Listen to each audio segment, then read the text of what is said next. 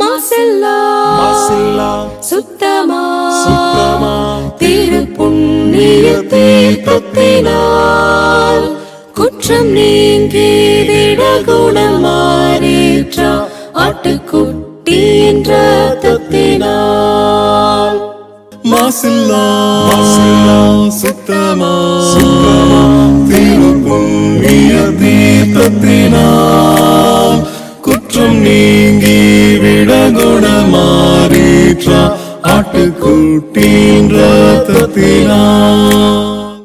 பிதாவாகிய தேவனுக்கும் நமது ஆண்டவராகிய இயேசு கிறிஸ்துவுக்கும் பரிசுத்த ஆவியானவருக்கும் இப்பொழுதும் எப்பொழுதும் சதா காலங்களிலும் மகிமை உண்டாயிருப்பதாக. நாம் யாவரும் தேவனை மகிமைப்படுத்தும்படியாக உற்சாகமாக பாடி தேவனை துதித்து அவருடைய நாமத்தை மகிமைப்படுத்துவோமாக. பாடல்களை வழிநடத்தத்தக்கதாக நம்மத்தில் இருக்கிற அன்பு சகோதரர்களை முன்னுக்கு வரும்படி அன்போடு அழைக்கிறேன். எல்லாருக்கும் மாவுன்னத கர்த்தாதி கர்த்தரே கர்த்தாதி கர்த்தரே மெய்யான தேவ மனிதர் நீர் வாழ்க வாழ்க வாழ்க வாழ்க வாழ்க வாழ்க வாழ்க நீர் வாழ்க இயேசுவே. வெண்ணில் பிரதானியான நீர் பகைஞர்க்காகவே பகைஞர்க்காகவே மண்ணில் இறங்கி மரித்தீர் நீர் வாழ்க வாழ்க வாழ்க வாழ்க வாழ்க வாழ்க வாழ்க நீர் வாழ்க இயேசுவே. பிசாசு பாவம் மூலகை சாவால் மீதித்தே சாவால் மீதித்தே ஜெயித்தடைந்தீர் வெற்றியை நீர் வாழ்க வாழ்க வாழ்க வாழ்க வாழ்க வாழ்க வாழ்க நீர் வாழ்க இயேசுவே. நீர் வென்றபடி நாங்களும் வென்றேறி போகவே வென்றேறி போகவே பாரத்தில் செங்கோல் செலுத்தும் நீர் வாழ்க வாழ்க வாழ்க வாழ்க வாழ்க வாழ்க வாழ்க நீர் வாழ்க இயேசுவே. விண்ணோர்களோடு மண்ணுள்ளோர் என்றைக்கும் வாழ்கவே என்றைக்கும் வாழ்கவே பரமவாசல் தீரந்தோர் நீர் வாழ்க வாழ்க வாழ்க வாழ்க வாழ்க வாழ்க வாழ்க நீர் வாழ்க இயேசுவே. இந்த தொழுகையின் முதல் ஜெபத்தை தேவன சமூகத்துக்கு ஒரு பலி போல ஏறெடுக்கத்தக்கதாக நம்மத்தில் இருக்கிற சகோதரரை அன்போடு அழைக்கிறேன். ஜெபிப்போம்.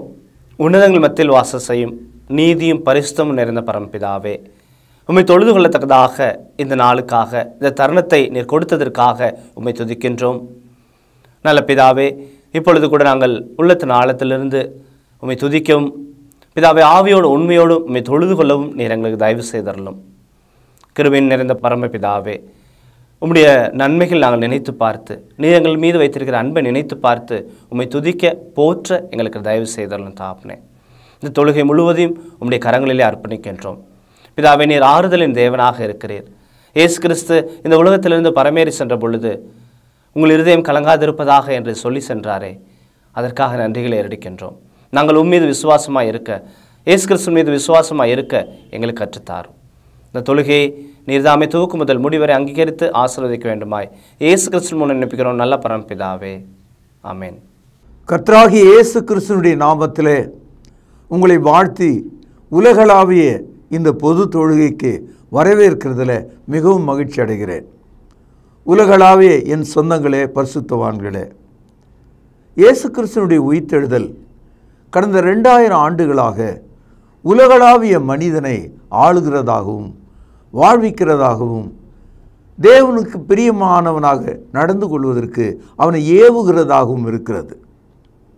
மிக வலிமையான உறுதியான அடையாளம் கிறிஸ்தவ மார்க்கத்தில் இயேசு கிறிஸ்துவினுடைய உயிர்த்தெழுதல். மத்தேயு தன்னுடைய ஜனமாகிய யூதர்களுக்காக சுவிசேஷத்தை எழுதுகிறார். அப்படி அவர் எழுதும்போது இயேசு கிறிஸ்துவினுடைய உயிர்த்தெழுதலை எப்படி பதிவு செய்திருக்கிறார் என்று பாருங்கள். மத்தேயு எழுதிய சுவிசேஷம் 28ஆம் அதிகாரம் 6வது வசனம். அவர் இங்கே இல்லை, தாம் சொன்னபடியே உயிர்த்தெழுந்தார், கர்த்தரை வைத்த இடத்தை வந்து பாருங்கள். ஒரு அற்புதமான ஒரு தகவல், ஒரு ஆச்சரியமான ஒரு செய்தியாக இதை நான் பார்க்கிறேன். இந்த கருத்தை 3 நாளைக்கு முன்பாக அந்த யூதர்கள் சிலுவிலே அறைந்தார்களே, அவர்களுக்கு சொல்லுகிறார், நீங்கள் சிலுவிலே அறைந்த அந்த இயேசு உயிர்த்தெழுந்தார் என்று சொன்னார். அன்பு சகோதரர்களே, இயேசு சிலுவிலே மரித்த போது அவரை அடக்கம் செய்த விதம் ஆச்சரியமாக இருக்கிறது. சிலுவைக்கு அருகில் இருந்த ஒரு தோட்டம், அதில் இருந்த ஒரு மலைப்பகுதி, ஒரு குன்று, அதில் ஆழமாய் குடையப்பட்ட ஒரு கல்லறை. அந்த கல்லறைக்குள் யூத முறைமையின்படி வெள்ளைப்போளம் கரியப்போளம் தடவப்பட்ட சீலை துணிகளாலே 5 காயங்கள் அடைந்து வெற்றுயிராக காய்ந்த உடலாக இருந்த இயேசு சரீரத்தை நன்றாக இறுக கட்டி ஒட்டி உள்ளே வைத்தார்கள். அப்பொழுது பிரதான ஆசாரியரும் அவனோடு இருந்தவர்களும் பிலாத்தினிடத்தில் போய், இயேசு 3வது நாளிலே உயிர்த்தெழுவேன் என்று சொல்லியிருக்கிறார், அது நடக்காது, அவருடைய சீஷர்கள் யாராவது வந்து அந்த உடலை திருடி கொண்டு ஓடிவிடுவார்கள், ஆகவே அந்த கல்லறையை பத்திரப்படுத்த வேண்டும் என்று கேட்டார்கள். அப்பொழுது பிலாத்து அவர்களுக்கு, உங்களுக்கு சேவகர்கள் இருக்கிறார்கள், நீங்களே போய் அந்த கல்லறையை பத்திரப்படுத்துங்கள் என்று சொன்னான். அப்பொழுது அவர்கள் போய் அந்த கல்லறையை திறக்க முடியாத அளவுக்கு ஒரு பெரும் கல்லை புரட்டி அதன் மீது சாய்த்து வைத்து எருசலேம் தேவாலயத்துக்குரிய சீல் முத்திரையை அதன் மீது பதித்தார்கள். இரவும் பகலும் பாதுகாக்கும்படி 8 மணி நேரத்துக்கு ஒரு 4 அல்லது 8 போர் வீரர்களைப் போல பாராக்காரர்களை அங்கே வைத்தார்கள். 3வது நாள் வந்தது. அவர்கள் மூடியிருந்த கல்லறையும் முத்திரையும் இடந்தெரியாமல் அது துள்ளி விழுந்தது. அந்த கல்லின் மேலே தேவதூதன் உட்கார்ந்தான்.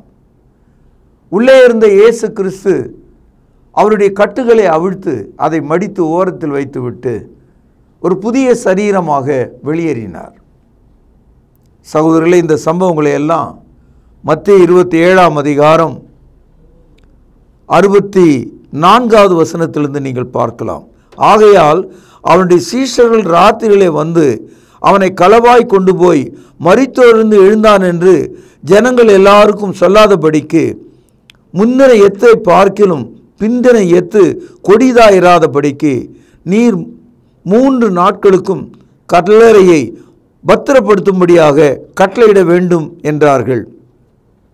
அதற்கு பிலாத்து, உங்களுக்கு சேவகர்கள் உண்டே, போய் உங்களால் கூடிய மட்டும் பத்திரப்படுத்திக் கொள்ளுங்கள் என்றான். அவர்கள் போய் கல்லுக்கு முத்திரை போட்டு காவல் வைத்து கல்லறையை பத்திரப்படுத்தினார்கள். இயேசு கிறிஸ்து அடக்கம் பண்ணப்பட்ட கல்லறை எந்த அளவுக்கு பத்திரப்படுத்தப்பட்டது, அதன் மீது எவ்வளோ பெரிய அதிகாரம் இருந்தது, எத்தனை போர் சேவர்கள் இரவும் பகலும் அதை பாதுகாத்தார்கள். எல்லாவற்றுக்கும் மேலாக இயேசு மரித்தோரிலிருந்து எழுந்தார். மத்தேயு இந்த தகவலை அன்றைய யூதர்களுக்கு சொல்கிறார்.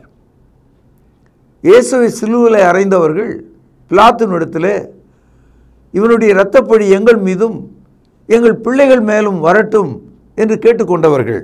இதை மத்தேயு 27ஆம் அதிகாரம் 25வது வசனத்திலே நாம் படிக்கலாம். அதற்கு ஜனங்கள் எல்லாரும், இவனுடைய இரத்தப்பழி எங்கள் மேலும் எங்கள் பிள்ளைகள் மேலும் இருப்பதாக என்று சொன்னார்கள். இப்படிப்பட்ட மக்களுக்கு இந்த தகவலை சொல்கிறார். அவர் இங்கே இல்லை, இஸ் நாட் ஹியர். தாம் சொன்னபடியே, as he said, அவர் உயிர்த்தெழுந்தார், he was resigned. என் அன்பு சகோதரர்களே, இந்த 3 விஷயங்கள் ஆச்சரியமான தகவலாக இருக்கிறது. அவர் இங்கே இல்லை, அவர் சொன்னபடியே as he said, அவர் உயிர்த்தெழுந்தார். சகோதரர்களே, இயேசு கிறிஸ்து உயிர்த்தெழுந்தார் என்பது ஏதோ ஒரு தற்செயலாக, ஒரு சூழ்நிலையாக, அல்லது ஒரு விஞ்ஞானத்தின் புதிராக, அல்லது மந்திரமாக தந்திரமாக நடந்தது அல்ல. மனிதனுடைய மறுவாழ்வை ஆதாம் முதற்கொண்டு தேவன் திட்டம் செய்தார். பாவத்தினால் மரித்த மனிதன் பாவத்திலிருந்து வெளியேற, மீட்கப்பட அவனுக்கான ஒரு இரட்சகரை தேவன் அனுப்பினார். அந்த இரட்சகர் வந்தபோது அந்த மனிதனுடைய பாவத்திற்காக குற்ற நிவாரண பலியாக சிலுவையாகிய பலிபீடத்தின் மீது மரித்தார். வேத வாக்கியங்களின்படி அவருடைய சரீரத்தை எடுத்து அடக்கம் செய்தார்கள். இயேசு வாழ்ந்த காலத்தில் தெளிவாக சொல்லியிருந்தார், இந்த தேவாலயத்தை நீங்கள் இடித்து போடுங்கள். அவர் தமது சரீரத்தை குறித்து சொன்னார். 3 நாளைக்கு பின்பு நான் அதை எழுப்புவேன் என்று சொன்னார். இயேசுவானவர் எருசலேம் தேவாலயத்தினுடைய அழிவை குறித்தோ மீண்டும் அது கட்டப்படுவதை குறித்தோ பேசாமல் தன்னுடைய சரீரத்தை குறித்து சொன்னார்.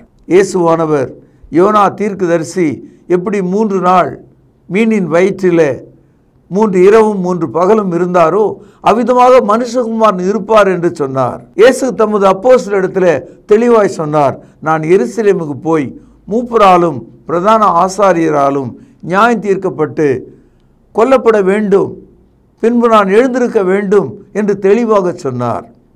என் அன்பு சகோதரர்களே, இந்த உலகத்தில் எத்தனையோ மதங்கள் அற்புதமான காரியங்களை மனிதனுடைய வாழ்க்கைக்காக இருக்கிறது. ஆனால் எந்த ஒரு மதத்திலும் மரணத்துக்கு பிறகு வாழ்க்கையை பற்றி, ஒரு புதிய சரீரத்தை பற்றி, ஒரு புதிய வானம் புதிய பூமியை பற்றி போதிக்கப்படவில்லை. இயேசு கிறிஸ்து தாமே தாம் சொல்லியிருந்தபடியே அவர் உயிர்த்தெழுந்தார். ஏறக்குறைய நியர் ஸ்டோரிஸ், அதாவது இந்த புதிய ஏற்பாட்டுக்கு அருகிலே இருக்கிற மாதிரி சில மதங்கள் இருக்கிறது. அதாவது ஒரு மனிதன் ஜோதியாக மாறிவிட்டான் என்ற வடிவங்கள், கதைகள், சம்பிரதாயங்கள் நம்ம மத்தியில் இருக்கிறது. அதாவது அந்த மனிதன் அந்த மதத்தில் திடீரென்று ஜோதியாக மாறிவிட்டார் என்று ஒரு கதை சொல்லுவார்கள். ஆனால் அந்த மனிதன் வாழ்நாள் காலத்தில் தான் ஜோதியாக மாறுவதாக சொல்லவில்லை. அதை நீங்கள் கவனிக்கணும். சரி, ஜோதியாக மாறின பிறகு திரும்ப அவர் தென்பட்டாரானா இல்லை. ஆனால் இயேசு கிறிஸ்து பிறப்பதற்கு முன்பாக தீர்க்க தரிசனமாக அவருடைய மரண அடக்க உயிர்த்தெழுதல் பேசப்பட்டது. இயேசு வாழ்நாள் காலத்தில் அவருடைய மரண அடக்கம் உயிர்த்தெழுதலை பேசினார். இயேசு கிறிஸ்துனுடைய வாழ்நாள் காலத்தில் விசுவாசிக்காத அந்த யூதர்கள் அவரை பிடித்து அக்கிரமக்காரர்களுடைய கரங்களினாலே ஆணிகளால் அவரை சிலுவையில் அறைந்து கொன்றார்கள். நாராய் கிழிந்த அவருடைய உடலை, துளி இரத்தமும் இல்லாத அந்த சரீரத்தை அவர்கள் எடுத்து கட்டி அந்த கல்லறையை மூடி வைத்த போது, அந்த கல்லறையின் வாசலை முத்திரையிட்ட போது, இரவும் பகலும் அங்கே சேவர்கள் காத்திருந்த போது அவருடைய வார்த்தை நிறைவேறியது. அவர் மரித்தோரிலிருந்து எழுந்தார். அதனால தான் அந்த வசனம், அவர் இங்கே இல்லை, இஸ் நாட் ஹியர். தாம் சொன்னபடியே, as he said, உயிர்த்தெழுந்தார், இஸ் ரிசைன். இந்த 3 வார்த்தைகளை படித்த அந்த யூதர்கள் என்ன இருப்பார்கள்? இந்த 3 கருத்துக்களை கவனித்த சிலுவையில் அறைந்த அந்த யூதர்கள் என்ன நினைத்திருப்பார்கள்? என் அன்பு சகோதரர்களே, இயேசு கிறிஸ்துனுடைய கல்லறையை வந்து பாருங்கள் என்றும் மத்தேயு சொல்கிறார். பாருங்கள், கர்த்தரை வைத்த இடத்தை வந்து பாருங்கள். இது 4வது செய்தி. அந்த யூதர்களுக்கு ஒரு அழைப்பை கொடுக்கிறார். ஏனென்றால் அவர்களுக்கு கல்லறை தோட்டம் எல்லாம் நன்றாக தெரியும்.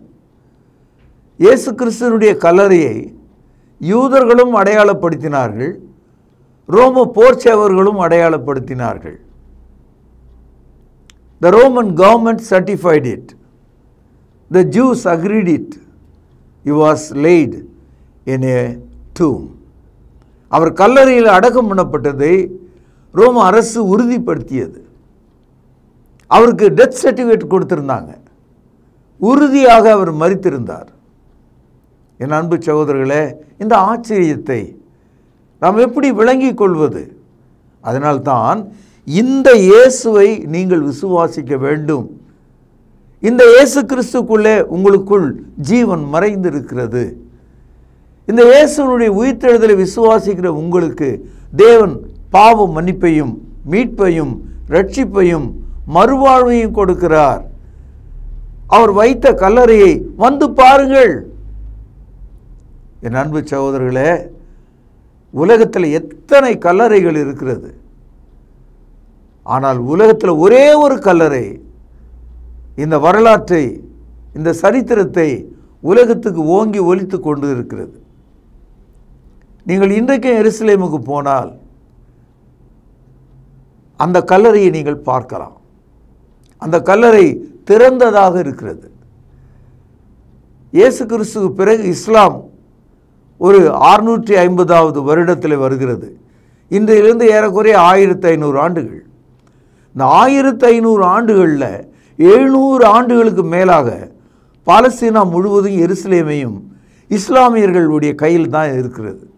ஆனால் அவர்களுக்கு இயேசு அடக்கம் செய்த கல்லறை மூடிவிட மனமில்லை.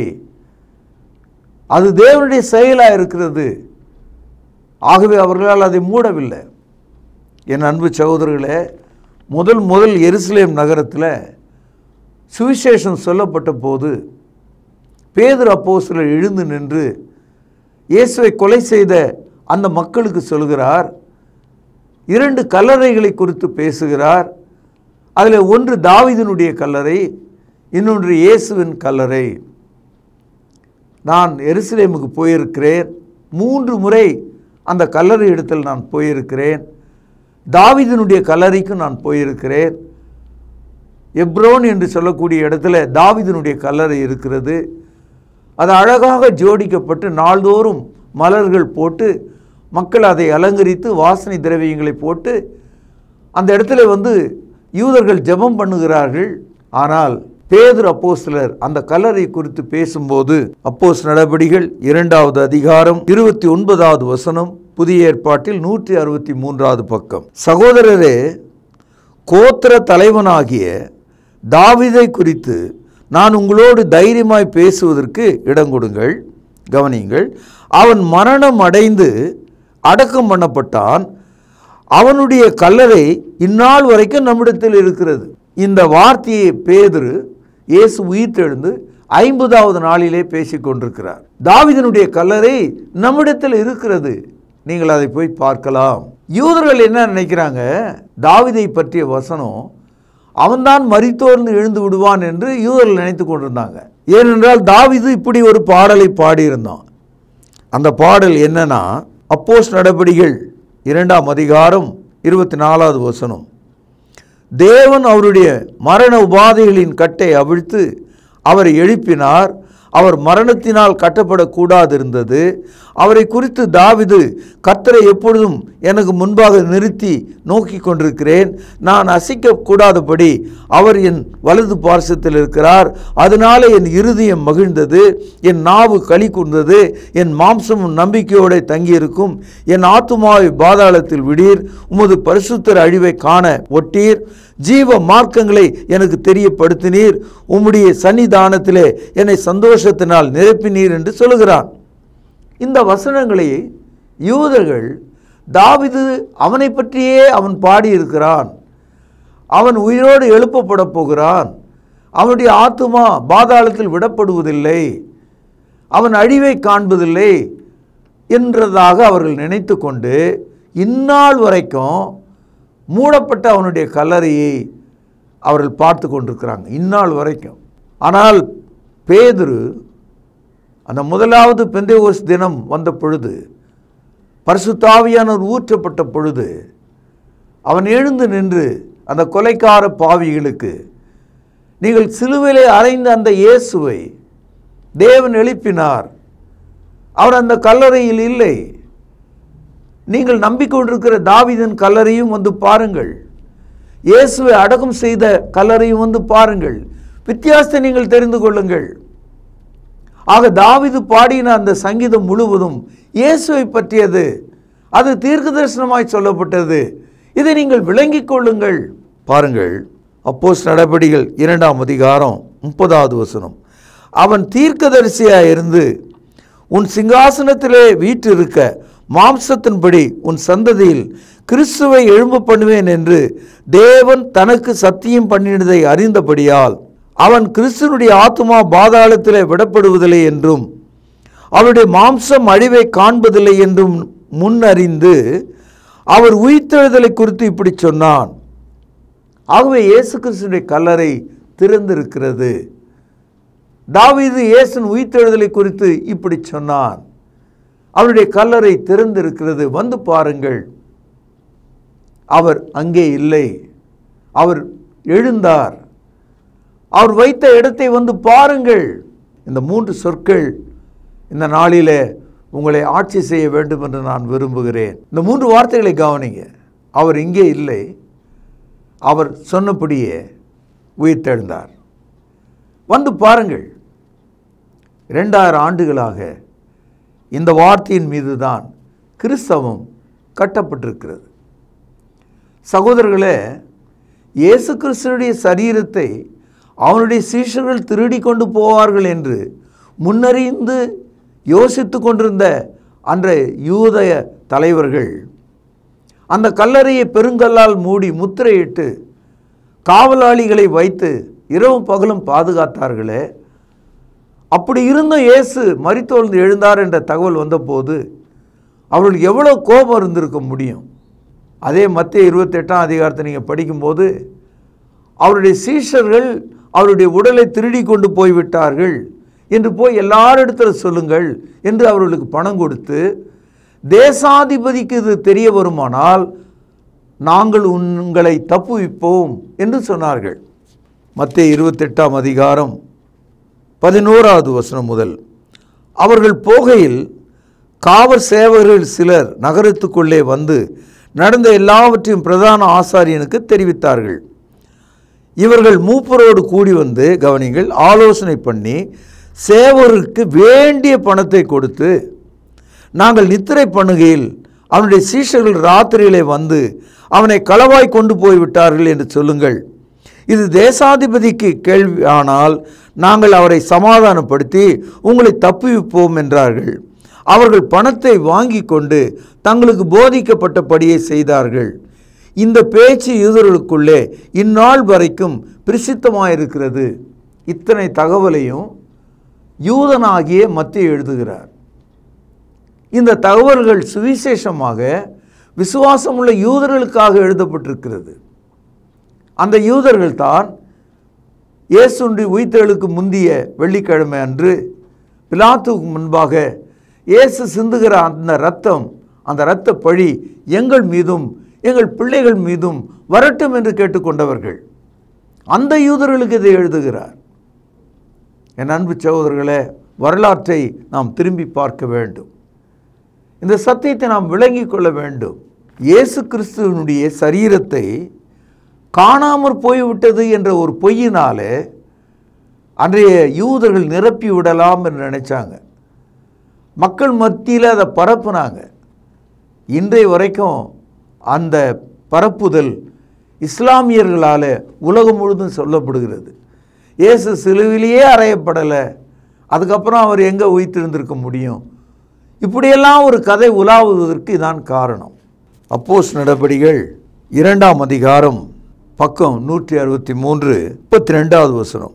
இந்த இயேசுவை தேவன் எழுப்பினார். இதற்கு நாங்கள் எல்லாரும் சாட்சிகளாக இருக்கிறோம். என் அன்பு சகோதரர்களே, இயேசு கிறிஸ்துனுடைய 12 அப்போஸ்தலர்கள் ஒட்டுமொத்தமாக நின்று எல்லாருக்கும் முன்னால் இந்த தகவலை சொன்னாங்க. We are his witnesses. The Lord God raised him up. தேவன் அவரை எழுப்பினார் என்று சொன்னாங்க. அதே நேரத்தில் பணத்தை வாங்கி கொண்டு அந்த காவலாளிகள் நகரம் முழுதும் போய் சொன்னாங்க, இயேசு எழுப்பப்படலை. அவருடைய சீடர்கள் இரவில் அவருடைய உடலை திருடி கொண்டு போய்விட்டார்கள். அவர்களுக்கு எவ்வளோ பெரிய தண்டனை கிடைக்கும் அந்த மாதிரி திருடின்னு போனவனுக்கு? அவர்களை சிலுவிலே அறைய வேண்டும், அப்படிப்பட்ட ஒரு தண்டனை கொடுத்துருப்பாங்க. ஆனால் இந்த 12 பேருக்கு எங்கேருந்து இந்த தைரியம் வந்தது?